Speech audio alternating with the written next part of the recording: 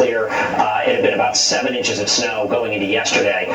So weather conditions there will be something that will certainly be looked at here. But we're looking at another U.S. airliner. This one operated as a Delta connection flight that had an accident while or shortly after landing, in this case in Toronto. We don't know how many people are on board yet, but the airport says everyone is accounted for.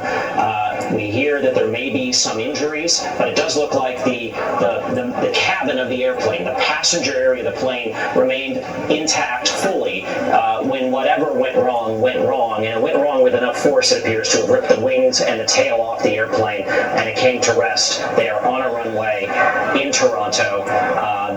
Obviously, this is an unfolding situation. A lot of questions about how this could have happened.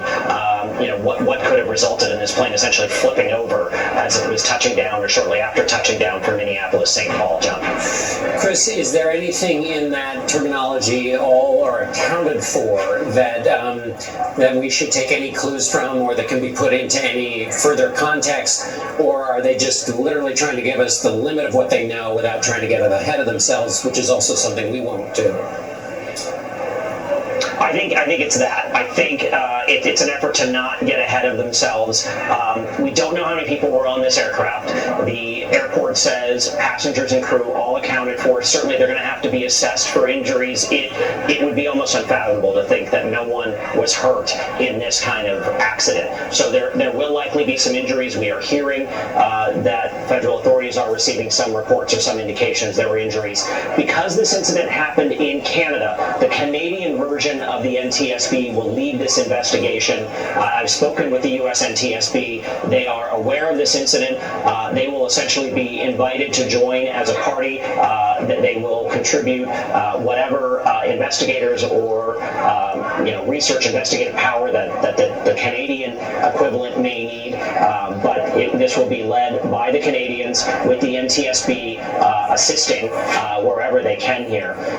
John, this comes after a real startling period of aviation accidents involving U.S. aircraft. If we think back barely 3 weeks ago, you had the mid-air collision over Washington, D.C. That killed 67 people. 2 days later, you had that Learjet crash in Philadelphia in spectacular fashion, caught on camera. We saw that. That killed 6 people on board, 1 person on the ground, 10 people in a Cessna Citation flying in Alaska en route to Nome. And then just last week here in the Phoenix area, that plane that had a landing gear collapse on landing and crashed into another plane, that killed at least 1 person and injured several others. Now we have this incident, which, fingers crossed, we are hoping what the airport means by accounted for is that everybody survived this crash, but we just don't know that, and we don't know the extent of any injuries just yet.